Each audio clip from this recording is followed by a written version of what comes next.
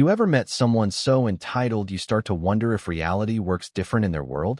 Because let me tell you, the HOA president in my neighborhood, Brenda Ashworth, took the cake, the bakery, and the whole dang street. I mean, how many people have had the cops called on them for refusing to give out free gas from their own pump? That's not a rhetorical question.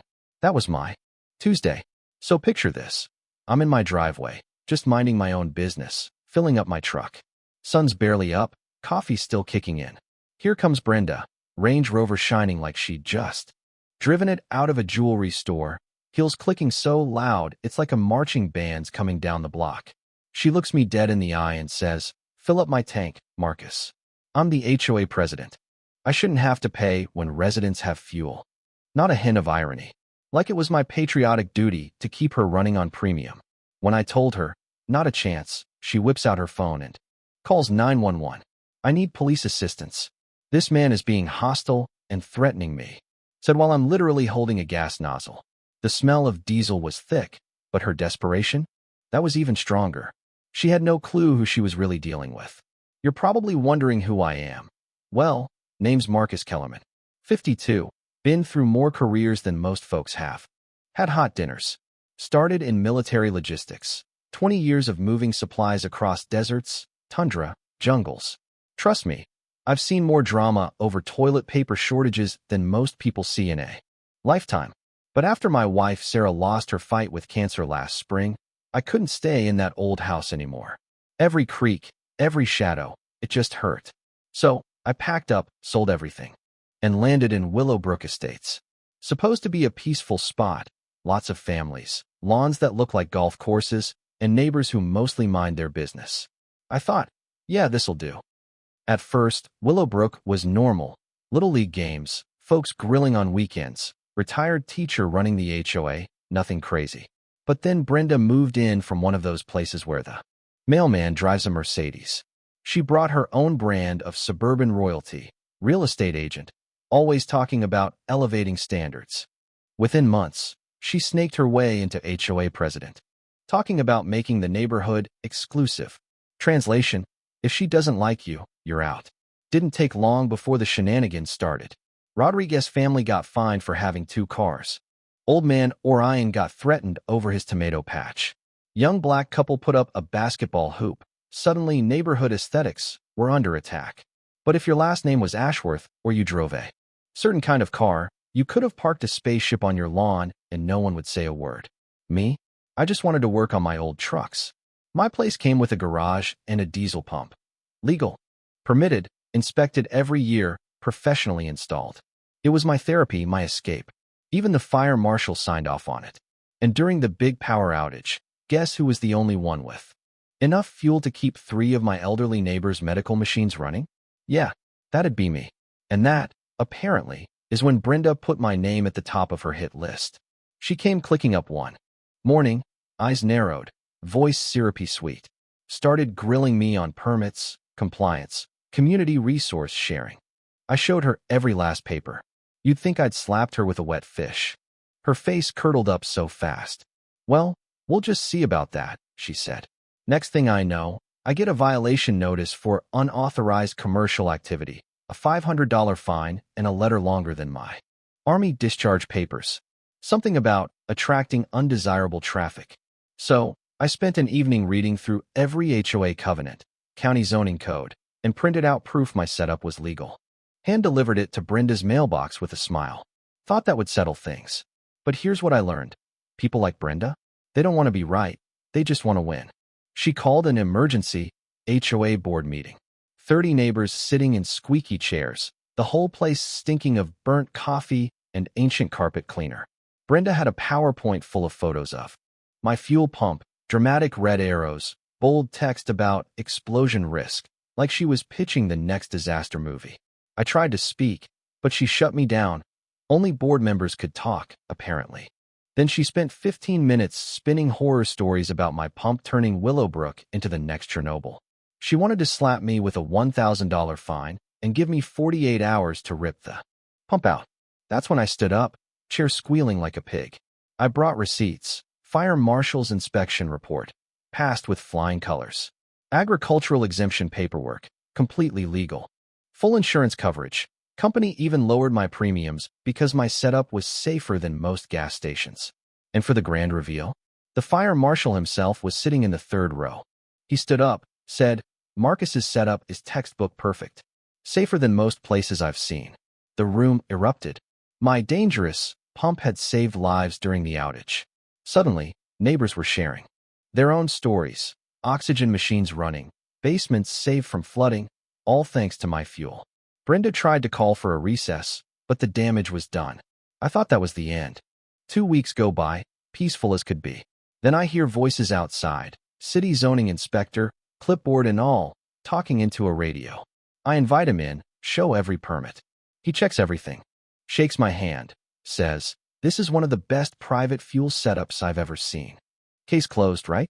Not even close. Brenda comes storming over, folder in hand, ranting about community standards. Inspector tells her flat out, "No violations, no problems." She's fuming, face red as a stop sign. But she's not done. Next, she turns to the digital battlefield. Suddenly, fake, concerned Willowbrook resident accounts pop up online, all posting about how dangerous I am. I spot 3 fake profiles made just last week, all stock photos, all parroting the same lies. Now, 20 years of military logistics means I know how to play chess, not checkers. I document everything, screenshots, fake accounts, the whole 9 yards. If Brenda wanted war, she'd pick the wrong guy. Then things get weird. A couple of property assessors show up, cameras out, poking around my garage. I ask for ID, they've got nothing. Turns out Brenda hired a private investigator to dig up dirt on me. Offered a $5,000 bonus for anything illegal. Only problem? She never bothered to check who I really was. See, Brenda had spent months trying to intimidate me, not realizing I was the local police. Chief. Yeah, that's right, Chief Marcus Kellerman. The investigator called me, told me everything, said Brenda had no idea. She wanted dirt, he found a badge. And then Brenda really lost it, filed a harassment complaint against me with my own department. Claimed I was stalking her, intimidating her family, abusing my authority. I laughed so hard I almost fell off my porch. My lieutenant handled the investigation, interviewed everyone, checked security footage. The only person guilty of trespassing was Brenda herself. At that point, I'd had enough. I started digging through public HOA records, legal contracts, expenses, every check written since Brenda took over. What I found made my stomach turn. Tens of thousands in contracts to her family members, landscaping deals to her nephew, legal fees to her brother-in-law, security consultations to her cousin. Not a single disclosure of those relationships. That's not just shady, it's felony embezzlement. So I took all my evidence, bank records, meeting minutes, contract bids, and walked it straight to the district attorney's office. Detective Reynolds, the kind of guy who can smell fraud in his sleep, took one look and said, "This is textbook embezzlement, wire fraud, the whole kit and caboodle." He started building a case. Meanwhile, my neighbors and I met up at Mel's Diner. Over burnt coffee and pancakes, we put together a war plan, call a special HOA meeting, demand a full audit, and vote Brenda out. Turns out, 10 homeowners can do that with a simple petition, timing it for when the charges hit. That was my idea. Brenda wasn't going down easy. She called an emergency meeting, tried to ram through a safety deposit resolution, $10,000, or have my pump destroyed. Showed off a suitcase full of fake federal documents. Tried to claim I was a terrorist threat. I called her bluff right there, put the EPA on speaker, and let a real agent tell the whole room she was full of it. At that point, even her cronies turned on her. The board postponed all votes pending a financial audit. Brenda lost it, started shredding documents, tried to drain the HOA's entire $63,000 reserve fund. The bank froze her account, flagged it for fraud. And then came Monday, the big show. Brenda called a board meeting, planning to expel me for community safety violations. She strutted in, ready to make her last stand. Right as she's about to call for the vote, in walks Detective Reynolds and 2 federal agents. Arrested her for embezzlement, wire fraud, and conspiracy, right in front of the whole neighborhood. Brenda's jaw hit the floor so hard I thought we'd have to call a contractor. Neighbors started clapping. Some people were in tears, mostly Relief. Dorothy Martinez nominated me for interim HOA president. I turned it down. Once was enough. I had a department to run, and, honestly, my fuel pump needed less drama. 6 months later, Willowbrook was a different place. Brenda pled guilty, 18 months in federal prison, 3 years probation, paid every dollar back. The new board ran things with real transparency, posted minutes.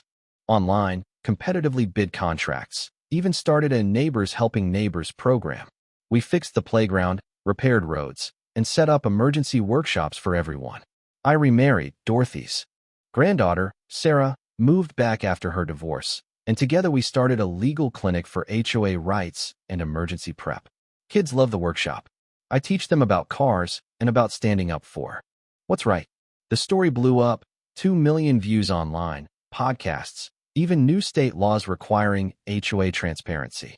Turns out, Brenda wasn't alone, but she was just dumb enough to target the wrong guy. Sometimes, karma doesn't need a badge, but it doesn't hurt. If you've got your own HOA horror story or just want to talk about what justice means in your neighborhood, drop a comment below. I want to hear how you're fighting back against the Brendas of the world. And hey, if you like seeing bullies get what's coming, stick around. Because trust me, there's always another Brenda out there, waiting to learn the hard way. Actions have consequences.